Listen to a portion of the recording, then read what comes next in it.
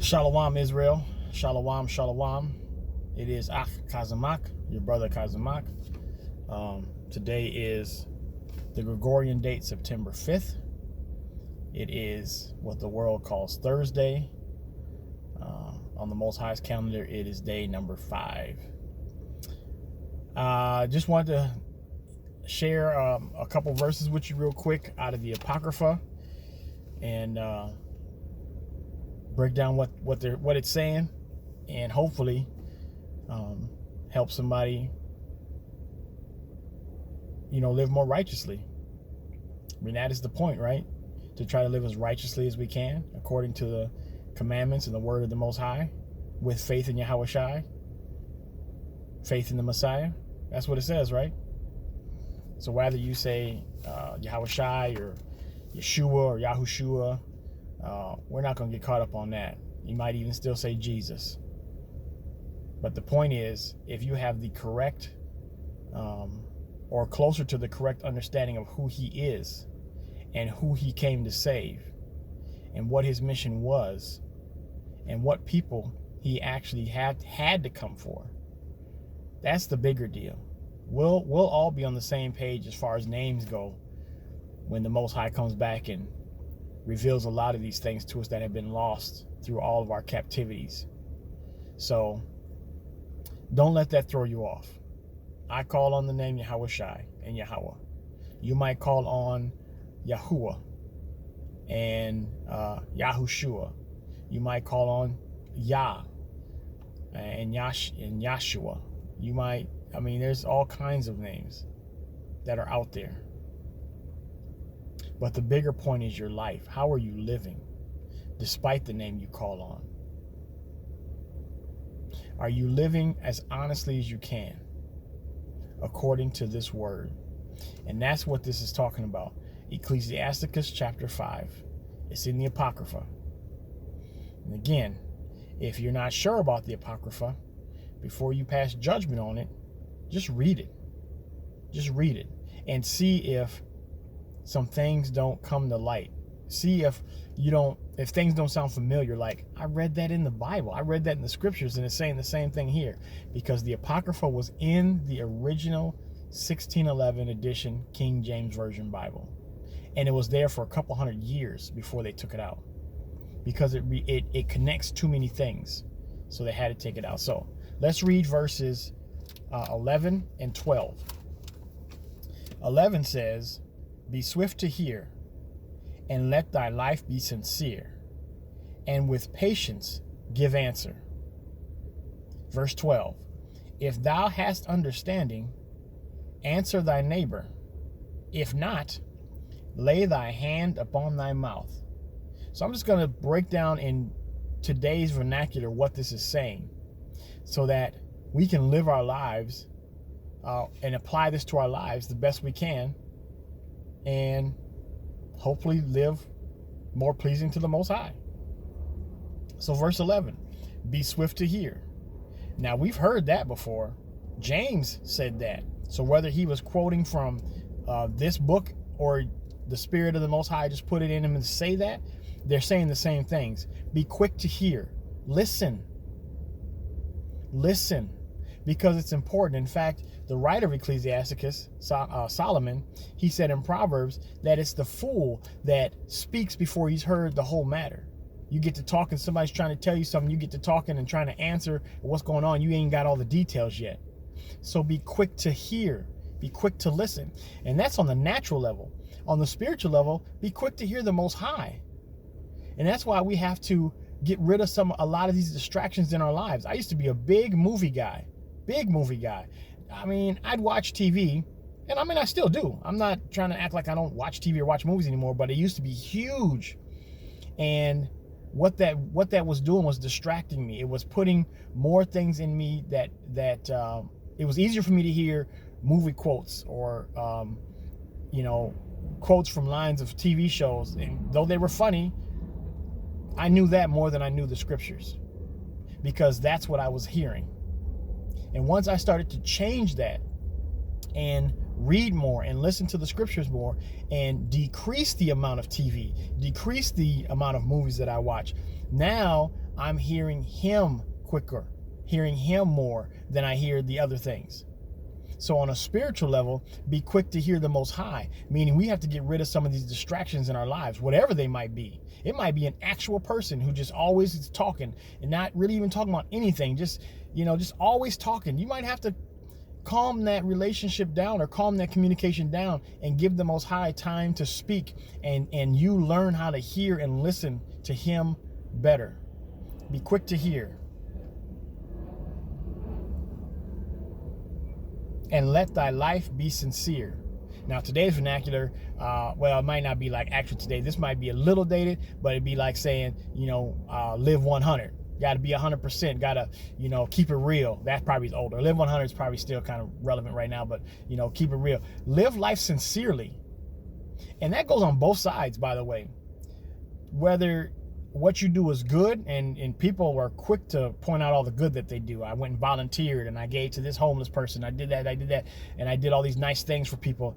But even when you mess up, not that we're supposed to go and scream it from the rooftops, but again, if you're swift to hear and you're in a conversation with somebody, and the Most High says, share this failure with this person. That can help them. Maybe they can learn from that. Maybe they can learn from your mistake. But sometimes we're so embarrassed and our pride gets in the way. And I don't want them to think that I messed up, because that might deter them from living this life. Nope. It actually might do the opposite. Live life sincere. That goes for the good and the bad.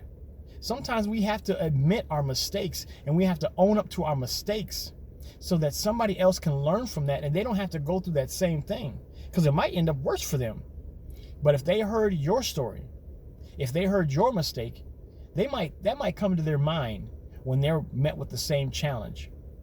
And they might, because of your decision or your obedience to share that, because you were swift to hear, now they might say, you know what? I'm not gonna go that way. I'm not gonna make that decision. Live your life sincere. Share the good and the bad, because they can both help somebody. And with patience, give answer. Now again, James mentions patience in the same place where he said, be quick to hear. So, it tells me that he probably was quoting from this, but I haven't done a study on it, so I'm not going to put that out. I'm not going to say definitively that he was, but it sounds awfully familiar. It sounds awfully familiar. With patience, give answer. We've got to have patience to deal with one another. Often, too many times, we get impatient, and this world's got us all in a tizzy, and everybody's rushing, and just nobody wants to take time to really just hear the matter out, to hear from the Most High, and to give an answer patiently. Verse 12. If thou hast understanding, answer thy neighbor. Now that's a lot deeper than it sounds, because we all are going to think, well, I have understanding and I got some knowledge and I've been around the block a few times. But if you read, especially in Proverbs, but also, again, Ecclesiasticus, Wisdom of Solomon,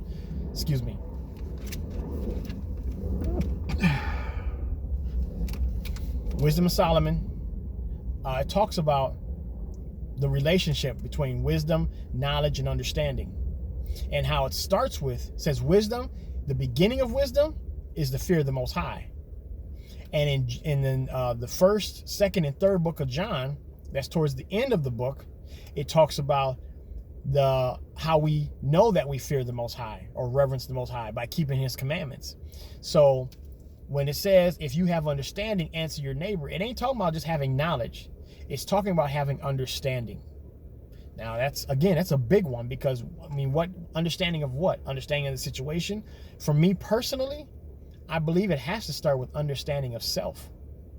Understanding who you are, Israel, so you can better understand who the Most High is, where your power comes from. We have been taught so many lies about the Most High and about ourselves that we truly don't have any understanding. Not until the Most High opens our eyes and opens that understanding to who we are. And through that understanding, then the scriptures begin to open up, because now we realize he's talking to us a lot. He ain't talking to all the other nations. He's talking to Israel. He's talking to us. And so Excuse me. And so if we have that understanding, as we read through the scriptures, more understanding is built. And I believe the Messiah taught a parable about that. It says to the one that has, and he's diligent with it, he's faithful with it, he'll get even more. If he uses what he has, he's going to get even more. So start with a little bit of understanding. If you're waking up and you know who you are now, you know your nationality, then start sharing that. You're not going to be able to answer all the questions, and that's what the next part of this verse says, and I'll go into it. It says, the end of verse 12, if not, if you don't have the understanding, lay thy hand upon that mouth. Just be quiet. Or don't be afraid to say, you know what, I don't know. I say that. And I'm out here, I'm trying to make videos. I talk to people. You know, I live this life out loud, not yelling and being loud, but I'm saying I'm not ashamed to say who I am. When they ask me, I get asked a lot because of this beard, are you Muslim? Nope, I'm an Israelite. Well, what's that mean? And then I let them know. I keep the commandments of the Most High. I got faith in Messiah. That's my nationality. I am of the people of Israel. That's what Ait means. Ait means the people of. So that's why we know we're the true Israelites, because we're the people of Israel. We come from his seed. That's why the imposters over there in that land, they call themselves Israelis and Jewish. That doesn't mean the same thing. Ish means pertaining to, but not exactly. Ait means people of, meaning you're the seed of that person. And that's why when you go through the Old Testament scriptures and skip over a lot of those names of people that we had to fight or deal with, Canaanites, the people of Canaan, Perizzites, the people of Perez, Hivites, the people of Havilah, I believe it was. But all these people that have Ait at the end of their name is because they came from a certain people, and that's how they got their nationality. That's where their nationality comes from their forefather, from their progenitor. Same as ours. Same as ours. Not African American, because it wasn't always referred to as Africa anyway. It was referred to the land of Ham, because Ham was the progenitor of the majority of the people that lived in that region. So they were Hamites, the land of Ham. Later on, it was renamed Africa. America ain't but a couple 300 years old. So there's no way that we can be truly American. No one really in America is American.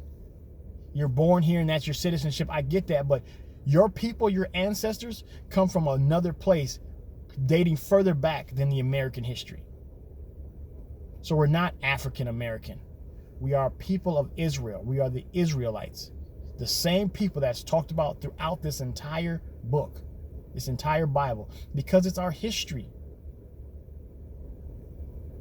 So begin to get that understanding so you can answer your neighbor. But if you don't know, if you begin to talk to somebody and you don't know, don't be afraid to say, you know what, I don't know that. And if you are a man of your word or a woman of your word, and you can truly say, you know, I'll look into it and get back to you, then do that. If you're not going to look into it and get back to them, don't say that. Just say, you know what, I don't know. Maybe one day the Most High will provide an answer for you. But don't volunteer to bring them the answer knowing you're never going to bring them the answer. Messiah said, let your yes be yes and your no be no. Say what you mean what you say. Because you're held accountable for your words. I'm held accountable for my words. So when I get on here and I'm talking tough and I'm trying to inspire, and you can hear my passion, when trials come in life, I hear my own voice. The Most High brings my own words back to me. And then I have to stand firm on what I've said. I have to stand firm on what I talk about. I don't back down. I don't give in. I don't cry and whimper and just crumble under the pressure. I have to stand tall. Now, that is through the Most High. That is not of my own strength. If I had to do it on my own strength, I would have been folded. That's through the Most High. Absolutely. He allows me and he helps me to stand on his word and to continue to walk on the path of righteousness through his spirit. And because of what his son did for me and our nation, because we were the only nation that were given the laws. We were the only nation that went into a covenant with the Most High. Therefore, if sin is the breaking of the Most High's laws, we're the only nation that can truly sin. And that did break the covenant, and that did need someone to come and bridge the gap so we can have a relationship with him again, to repair that covenant. And that is our Messiah. So, Be quick to hear. Live your life honestly, sincerely. If you have understanding, then answer your neighbor when he's got questions. And if you don't, then just keep your mouth shut. It makes life a lot more simple. And I'm about making life as simple as possible because it can get complicated real quick. And often complications try to come your way, try to come my way. But I'm trying to keep it simple. Living life according to these scriptures, loving my neighbor as myself, not running around here spewing hate to everybody. Do I love my oppressor? No, I don't love my oppressor, but I love the Most High. And I'm trying to give anybody who he might be dealing with a better picture of a son or daughter of the Most High. So in my case, a son of the Most High, because I don't know whose eyes he's opening. I don't know who he's using or who's being affected by my life. So I have to always be on guard, always ready to shine the light that he's placed in me. Not put it under a bushel, but put it on a candlestick so that everybody that's in the dark room, in the dark place, can be affected by it. That's what I'm trying to do. That means I'm nice to people. That means I'll talk to people. I deal with people. I don't run from it. I don't shun people. I'm not trying to block people out of my way. You know, I realized that the other day. I don't have to do things to cause people to hate me. I don't have to do anything to cause people to not want to hang around with me. By just speaking the truth and by just living the truth, those that don't want to have nothing to do with that, they'll find their way away from me all on their own. They'll hate me all on their own because of the scriptures. I don't have to make them do that. I don't have to cause people to hate me because of how mean I can be or how loud or how I yell at them or whatever. I don't have to do that. I can simply be me, simply live by the scriptures, answer questions honestly, and when that truth comes forth, if they're not of the Father, they're going to find their way away from me, and they're not going to like me. I don't have to help them at all, and neither do you. Live your life sincerely. If you're asked a question and you got understanding, answer it. You don't got to help nobody to hate you. They're going to hate you regardless. You speak this truth and they don't want to hear it, they're going to hate you regardless, because that truth is going to convict them. And it's the truth that's going to judge them. And they're going to think it's you judging them, but it's not you judging them. That's the truth judging them. And they're not going to like it. So, let's do our best to be children of the Most High that he's pleased with, sons and daughters that he is pleased with, that are living righteously, doing our best to keep these laws, statutes, and commandments, faith in the Messiah, whatever name you call on. Faith in the Messiah, that he came, that he died for our sin, that he bridged the gap, that he is the only way to the Father. He is the door.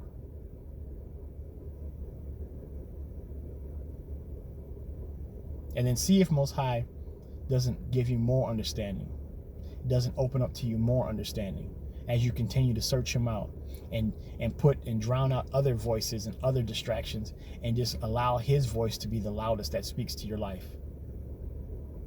I think you might be surprised. Have a wonderful day, Israel. Shalom.